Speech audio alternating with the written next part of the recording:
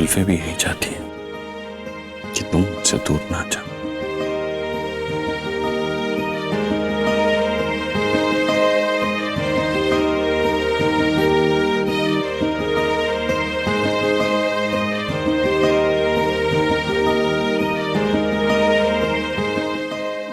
मैं जाती हूँ जी, आप सो जाइए।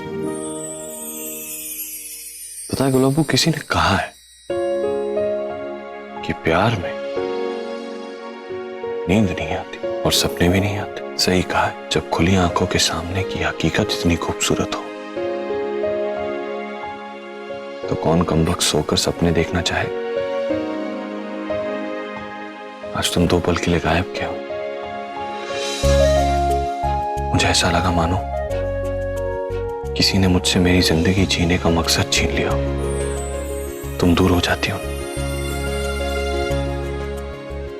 तो मेरी दिल की धड़कनें रुक जाती हैं, सांसें थम जाती हैं मेरी। ऐसा मत किया करो। अगर कहीं जाओ तो कम से कम बता दिया करो कहां जा रही हो, किसके साथ जा रही हो। ऐसे ही करती रही ना तो किसी दिन जान ही ले लोगी तुम मेरी। तुम कहीं नहीं जाओगी सौम्या, पकड़ कर तहखाने में डाल दो इसे। सौम्या भागो, जाओ भाग सौम्या, मैं इनको देख लूंगी। कैसे बताऊं कि आज फिर से आपसे दूर जाते जाते मैं बच गई। शायद आपका प्यार ही है जो मुझे बार बार आपके पास वापस ले आता है।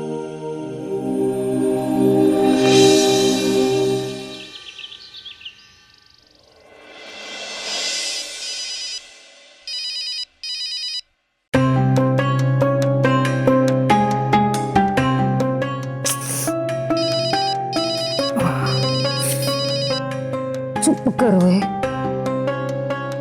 सवेरे सवेरे किसकी माँ भाग गई, क्यों फोन कर रहे हो?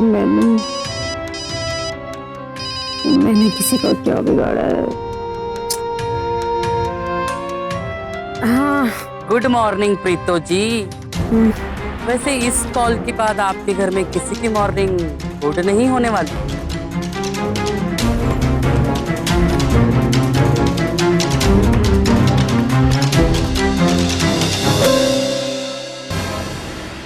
नाम दस, सवेरे सवेरे सर ना खा। नाम छोड़ो, काम की बात सुनो। उस दिन नाचने की बहाने आपकी बहू सोनिया को लेने आए थे ना हम, पर मलिका दीदी ने ये होने ना दिया।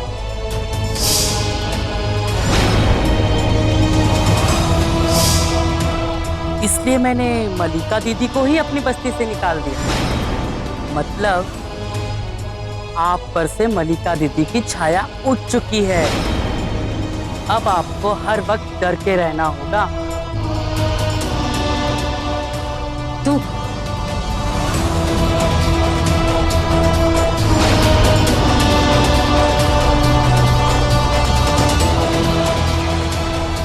अभी तो 4 लोग आए हैं, पूरे गांव वाले को इकट्ठा होने दो।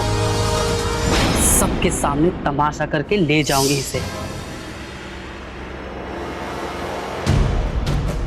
मलिका नहीं है मतलब ये लोग कभी भी हमारे घर आकर हमारा तमाशा बना देंगे। हाय रब्बा, क्या करूं? सुनिए, नहीं, मैं ऐसा होने नहीं दूंगी।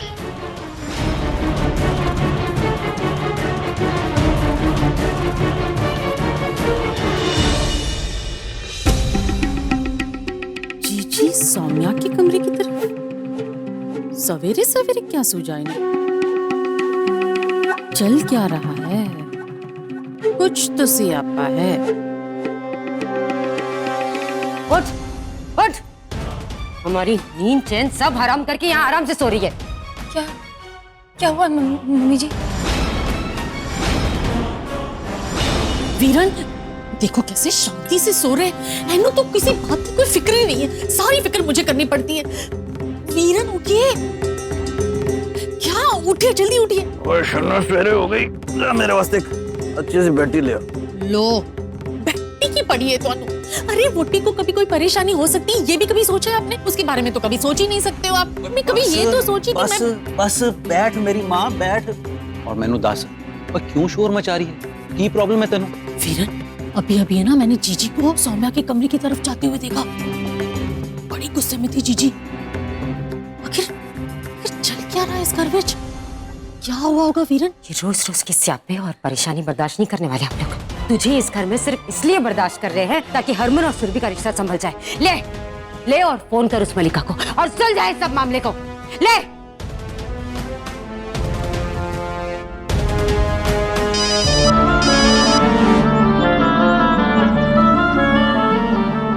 कहिए प्रीतो जी। मलिका दीदी, मैं सौम्या बोल रही हूँ। दीदी वो मम्मी जी को ना करीना दीदी या फिर उनकी किसी साथी का फोन आया है। धमकी दे रही थी कि अब आप वहाँ नहीं हैं, उन्हें अब कोई नहीं रोक सकता है जी। तुम चिंता न करो सौम्या, मैं तुमसे वादा करती हूँ कि ऐसा कुछ नहीं होगा। अपनी सास को फोन दो। वो बात। हाँ प्रीतो जी,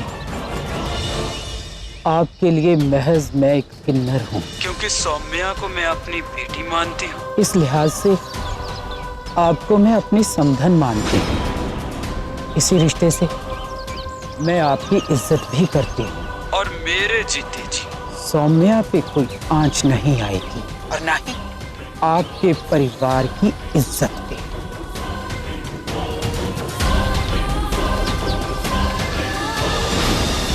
तो बेबे, हाँ पुत्र, मैं जा रहा हूँ।